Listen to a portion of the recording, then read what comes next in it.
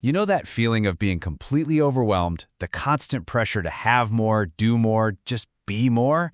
It's like we're all searching for happiness, but maybe we're looking in all the wrong places. Well, that's what we're digging into today.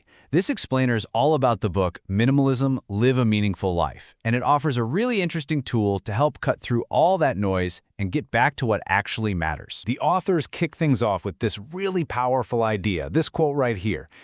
Think about it. We are just constantly told that the next thing, the next purchase, the next promotion is what's finally going to make us happy. You know, that whole keeping up with the Joneses thing. And the crazy part is, even when we have a gut feeling that it's not true, we still find ourselves chasing this version of success that someone else defined for us. All right, so let's get into it. Section 1 is all about the problem with more, and this unfulfilling promise that comes with chasing the so-called American dream. So the authors, Joshua and Ryan, on the surface, these guys had it all. We're talking six-figure jobs, big fancy houses, nice cars, all the toys you could imagine. That was the promise, right? But the reality? It was a totally different story. Underneath all that success, they were just drowning in debt, completely stressed out, and working these insane 70 or 80-hour weeks just to keep the whole thing afloat. And the worst part? It wasn't even making them happy. They actually described the cycle of getting praise and promotions like this. They said it was like a cocaine high. It was an addiction. The more they got, the more they needed just to feel normal, just to feel okay. But it was a high that never, ever lasted. It was always temporary. Okay, so that brings us to section 2, their journey into minimalism. It all started with a breaking point that completely sparked a change. So their path to this point, it really started way back. Growing up in the 80s, they came from difficult childhoods and developed this simple belief that money would solve all their problems. They even set a goal back in '99 to make $50,000 a year. Well, they blew past that in the 2000s, achieving all this corporate success. But the happiness they expected, it just never showed up. And then, in late 2009, a few key events happened that forced them to stop and question absolutely everything. And here's the real catalyst. After his mother passed away, Joshua was faced with his monumental task of clearing out her apartment. And it was just packed to the brim with 64 years of her life's stuff, all in a tiny one-bedroom place. You can just imagine the crushing weight of all that accumulation. So what did he do? Well, his first instinct was exactly what you or I would probably do. He rented a huge U-Haul truck, planning to pack everything up and shove it into a storage locker. It's totally understandable, right? He just felt like he had to hold on to every single thing that was left of his mom. But then, something shifted. He looked under her bed, and he found these boxes, sealed boxes, filled with his stuff from elementary school. She had held on to these for almost 25 years, these physical reminders of him, but she never once needed to open them to feel those memories. And in that moment, it just clicked. He had this huge realization. Our memories aren't in our things, they're inside us. His mom didn't need those boxes to remember him, and he didn't need all her furniture and belongings to remember her. The memories were already there. So he canceled the U-Haul, and he donated every single one of her belongings to people who could actually use them. And for the first time, he felt free. All right, that brings us to section 3. Let's talk about minimalism as a tool for freedom. And this is a big one, because we're going to debunk some of the common myths around it. So when you hear the word minimalism, what pops into your head? For a lot of us, it's probably this really strict, almost extreme picture, right? Like you have to live with less than 100 things, you can't own a car or a home, you have to travel the world with only a backpack.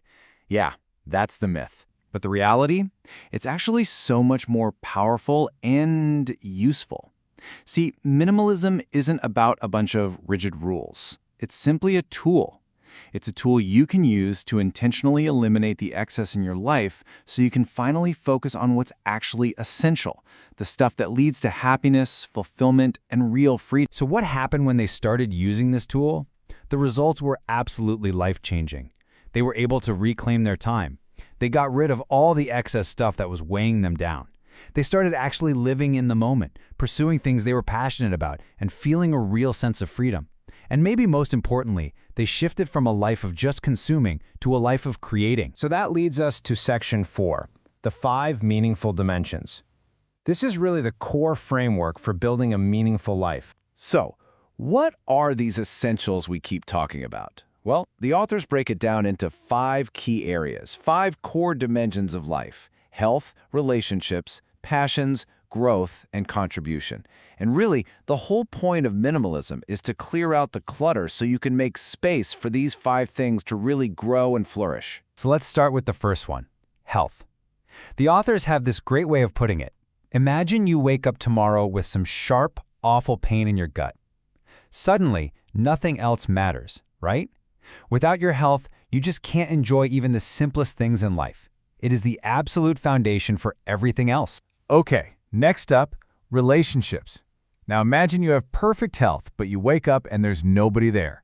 Nobody to share your life with. It's an empty feeling, isn't it? Because without meaningful relationships, you really can't live a meaningful life. It's not a nice to have, it's a fundamental human need. The third dimension is all about passions. Again, imagine waking up and having nothing to be excited about, nothing that gets your fire going. The authors argue that unless you're actively doing something you're passionate about, you're just not going to feel truly fulfilled. It's that simple. And then there's growth. The authors are really blunt about this one. They say, if you're not growing, you're dying. It's harsh, but it's true. If you're dying, then by definition, you're not living a meaningful life. That feeling of constantly learning and improving, it's absolutely essential to feeling alive. And finally, the fifth dimension, contribution. This is the one that really ties everything else together. Because the deepest, most lasting sense of meaning comes from contributing to something beyond just yourself. The truth is, giving is living.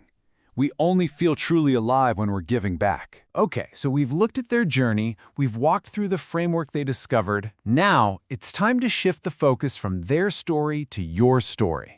It's all about how you can take these ideas and actually apply them in your own life. And that really leaves us with one big, essential question to ask ourselves. Take a good, honest look at your own life. What excess stuff can you remove so you can focus more of your time and your energy on what truly matters? What are the physical items, the draining tasks, even the relationships that you can let go of to make more room for your health, your relationships, your passions, your growth, and your contribution?